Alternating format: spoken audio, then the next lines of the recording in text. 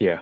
right? So Yeah, that's actually, yeah, that's one of the reasons why I'm doing short term, because I'm doing PSLF, so public service loan forgiveness. Yeah, so my goal is to um, decrease my adjusted gross income, yeah, and yeah, and take and that short term. excess to basically pay off, like, because we pay 30% tax, right, off our W-2 income.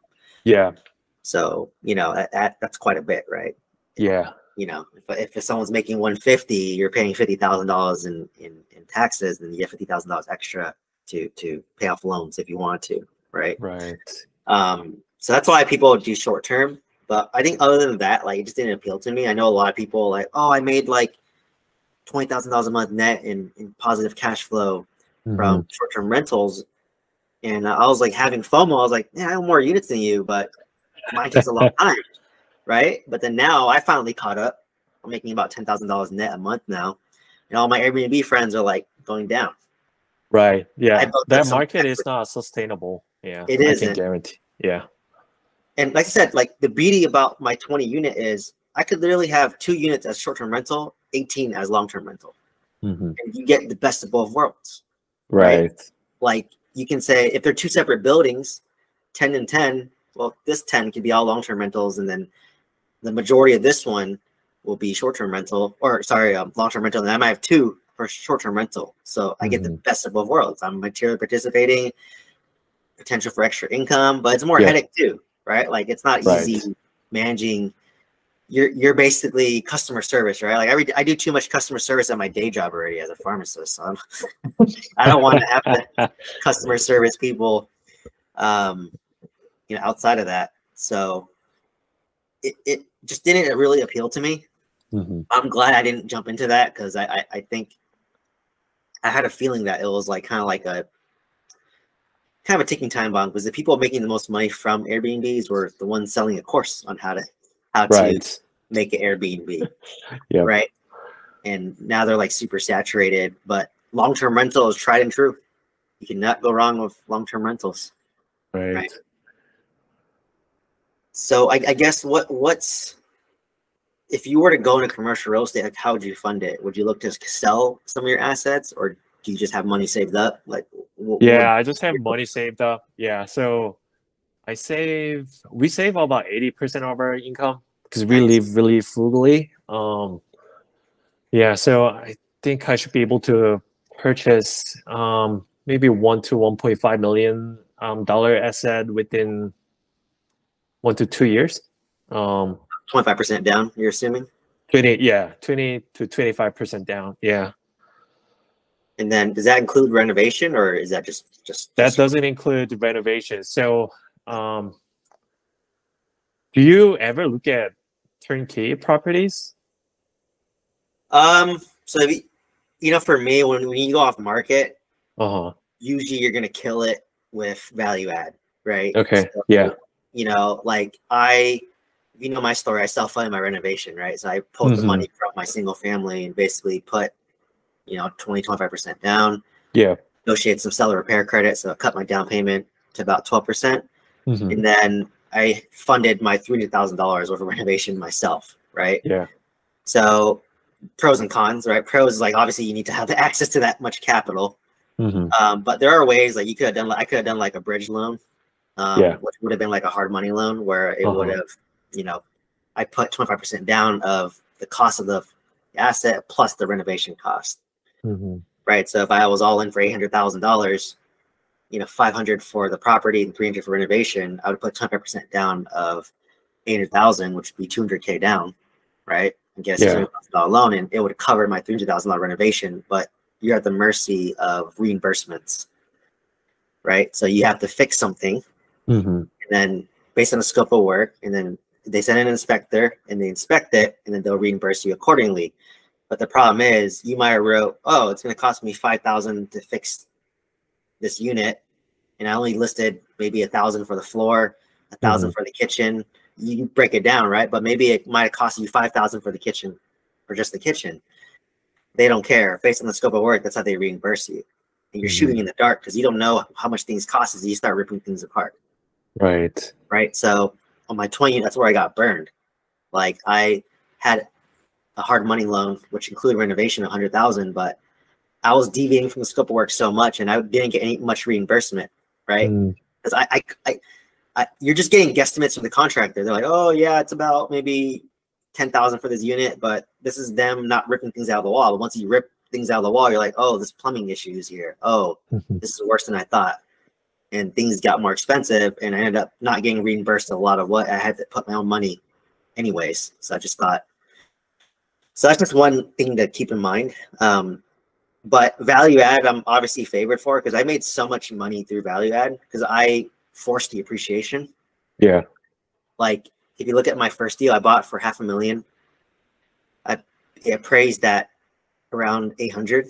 I put in 300 of renovation, so I'm all in for about 800, and it's probably worth 1.6 now. So I basically made $800,000 of equity on just one deal, right? So I doubled my net worth just by that one deal, and that's not including the $8,000 of cash flow I get per month now because everything's renovated, right? Yeah. So, but if you buy turnkey and you're going through a broker, you're going to pay top of market or above market, and it won't even cash flow at these interest rates. I mean, I know you're waiting 1 to 2 years. Hopefully, interest rates drop by then.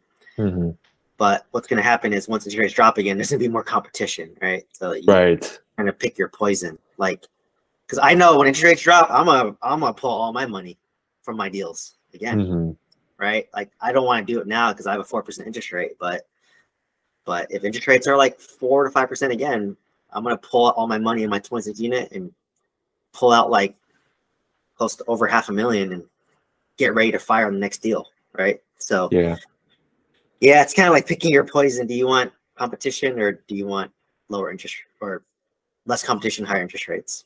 So, but that's good. That's good that you're able to be frugal and save. Like I was probably saving about 8% too when I bought my first couple of real estate deals in California. I was probably saving about 8%. Yeah.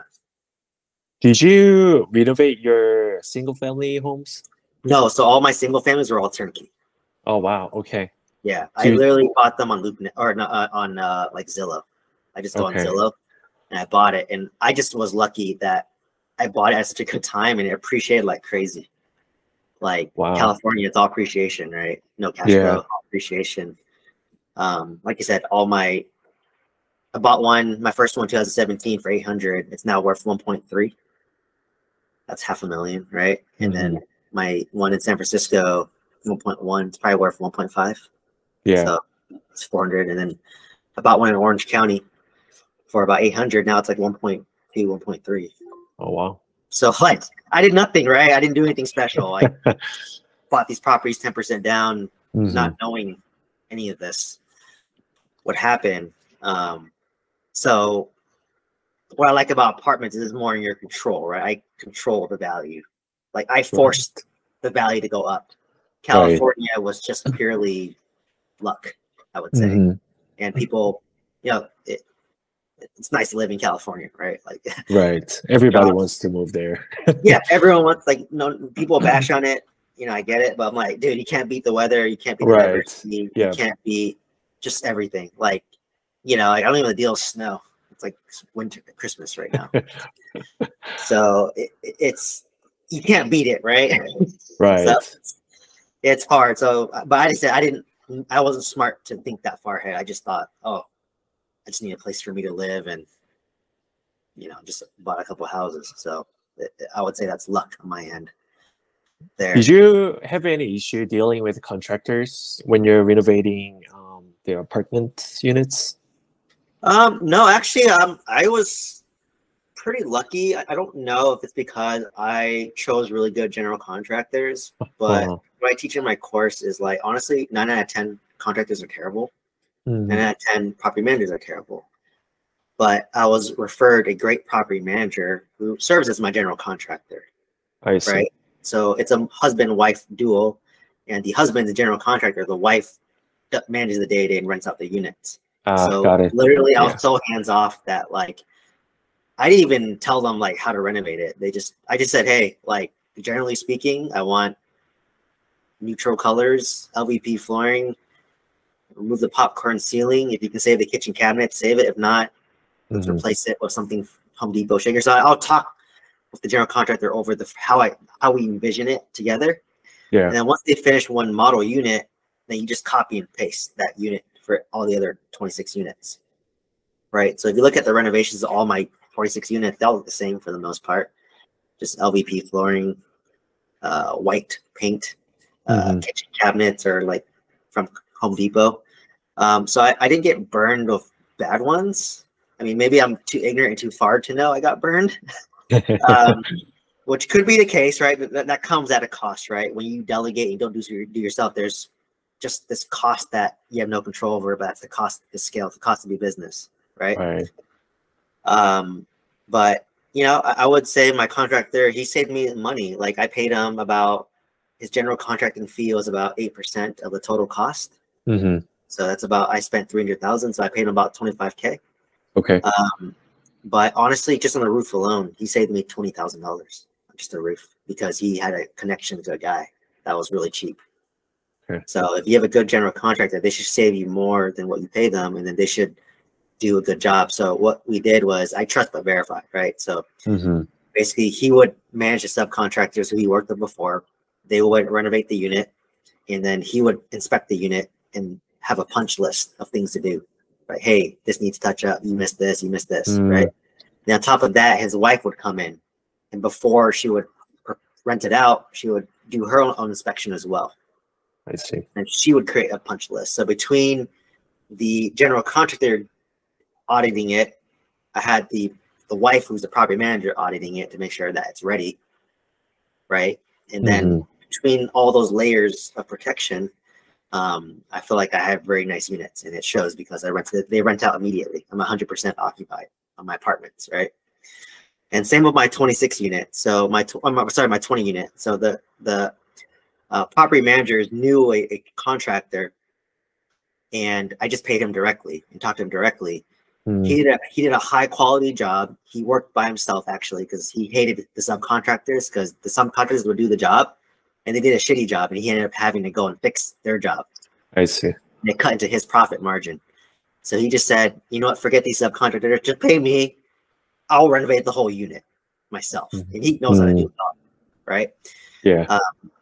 So basically I had him renovate all my units, and I would pay him, but he was a little bit more expensive, but he did a good job and he was fast.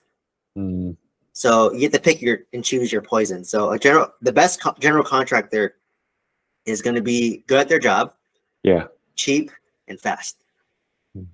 But in reality, you'll get 2 of the 3. Right? So if they're cheap and good, they're going to be slow. That was the case for my 26 unit. Cheap, good, but slow. My 20 unit, he was good, fast, but he's more expensive. So I was under a hard money loan. So for me, I want to finish this faster. So I didn't mind paying for that, right? So for me, and then also what I have them do too is like when they inspect the units, I was like, hey, take photos, take videos of this, send it to me. I just want to see what it's like, right? What it looks like. So there's ways to like trust but verify, but you just have to, luckily for me, I'm a director of pharmacy. So I manage 40 pharmacy staff in the hospital. So I'm used to delegation. Yeah.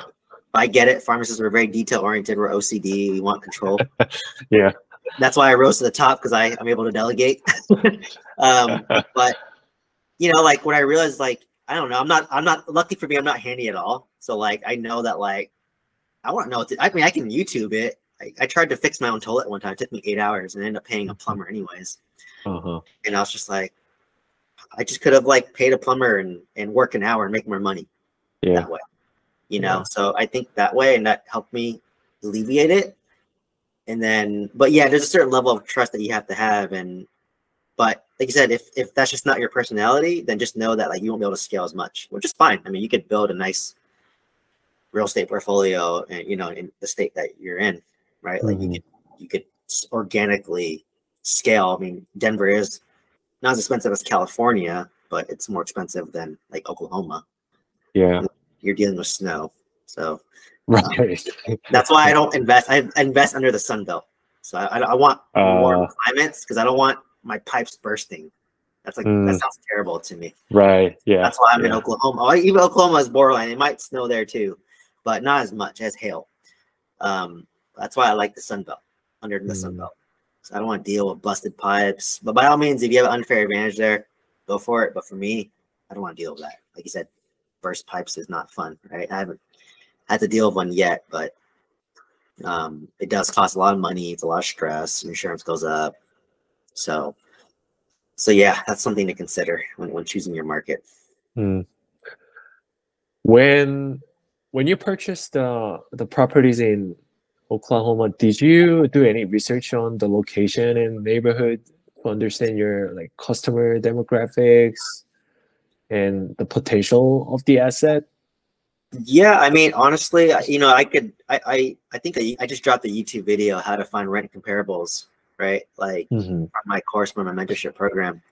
But pretty much I look on like apartments.com. I look on Section 8, housing, because that's public information. But honestly, you can do all that research. The best person to ask is your property manager. They're the boots in the ground. They'll tell you, oh, this corner is great. This corner over here, 2 blocks down is terrible. Right? They know the nitty nuances. I've only been to Oklahoma like one time. I bought my first 2016. I was there during the inspection. Oh, wow. Like, I didn't even go. I didn't even fly to that. I've been in the city once, like Enid. I went there once, but I asked my property manager, like, what do you think? Like, this is a good area, and they live within walking distance of that area. So they vouched. I mean, they kind of undersold the fact that there's like homeless kind of loitering there because the last owner let homeless people kind of loiter and didn't enforce anything. Okay. Now I'm enforcing it, but they didn't really tell me that a little bit. It's a little disappointing, but it's just kind of, if you own an asset in a downtown area, it comes with homeless, right? Yeah. Like mine is in downtown Enid, so anywhere downtown you're gonna have homeless, right? Like downtown LA, downtown anywhere, Denver, there's homeless.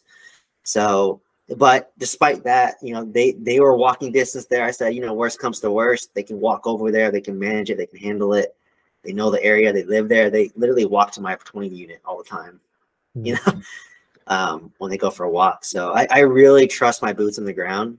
Yeah. And if you don't trust them, you can ask multiple property managers, like, hey, would you manage in this area? Because if it's a bad area, they don't want to deal with it because it's headache for them too. Right. Right. Like I remember there's one property in Tulsa that I got killer seller financing on. Like I could literally, I think I negotiated like 20% down, and I could do 5% payments every year for 4 years. And that property was cash flowing enough where it built up enough money to cover that 5% down. So essentially, I was getting that deal for 0% down. But I called a property manager, and then the property manager was like, "Oh, that's a homicide alley." I was like, "Okay, that makes sense, right?" Right. So, that's kind of like, that's what bring me my mobile park. Like I put $500,000 in my mobile park, dude. That you cannot. No amount of money can fix a bad area. Like your condo that you're talking about. No, you can put as much money as you want in that condo. It's not going to fix a bad area. Right. Right. So like, it's just like, it's the golden rule of real estate: location, location, location. And I broke it. So, if you buy in great locations, you'll never go wrong. It may be more expensive, but you'll never go wrong. Like California, I can't go wrong. In San Francisco, and right now it's a little bit bad, but like you buy in areas of high job demand and growth, you can't go wrong. So, yeah. And any last questions? I know we're kind of popping up on time here. So did you have a property manager before you purchased your properties? Yes. Oh, wow. So I invested in Oklahoma because I had a good property manager. Okay. Yeah, that makes a huge difference. Yeah. Right. Like if property managers make or break your deal, doesn't it make sense to get a property manager first before you choose your market? Right. It just makes sense to me, right? Or you could find a good market and then you can find a good property manager too, right? But like for me, I was just like, well, I like the market. It's affordable. It's cash flow, very landlord friendly, and I have a great property manager there. Like, well, why would I not buy my real estate in Oklahoma? That's why a lot of people join my mentorship program. They want to invest in Oklahoma like me. So I create more competition for myself. But you know, I just, it's not a sexy market, but it's steady. Like when the market goes up, it's steady. When the market goes down, it's steady. So it's a great compliment to California, right? California, Denver, Arizona, we're more volatile, right? But Oklahoma is just like steadily going up every year. So that's what appealed to me about it. I see. Okay. Yeah, that's good. One last thing. I've noticed that your last few videos are taken in Tesla. Yeah. Did you use Section 179 to purchase that car, or was that just under your name? No, it was just under my name. Okay. Honestly, my real estate it's already so negative already. I don't really have additional money to write off. I see. But let's just say I was a real estate professional, which I'm not because I have a W-2 and I'm not married. But if I was, I would have bought it under my holding company and then basically write off that income against my W-2, right? Yeah. But I bought that purely just because my BMW, which I had for 10 years after graduating farm school, broke on the side of the freeway. So I just bought that because I drive so much for my daily commute. That's why I started making I'm sitting there charging every day for like 25 minutes on the side, but making videos in my car. But no, and I do write off the mileage though. So if I drive to my rental property, I will use the mileage deduction of standard mileage deduction. Yeah, and like it costs me 10 cents per mile to drive, right? Or about 10 cents per mile to drive or less, and I get to write off 65 cents per mile. So you're actually making money. Well, I margin about 55 cents, which writes off my income, right? So you make money per mile driven. So no, I don't like. That's the one part that's killing me right now is like I own a lot of assets. I have a lot of depreciation, but I don't have anything to write it off against, right? That's why I'm trying to build other businesses so I get more cash flow because I'm asset rich, cash poor. I'm the definition of that, right? I have a lot of write-offs, but I cannot write off against my W-2 because I'm not a real estate professional. So it's a little bit discouraging on that end, but yes, there's a lot of benefits that people do, right? Like you could 179 and write it off completely. For me, it just made sense because my W-2 income was less in 2022 because I qualified for the federal tax credit. So I actually got paid. I got paid to own that Tesla. It's 100%. I see. 100% financed it, and I'm going to get $7,500 from my tax return.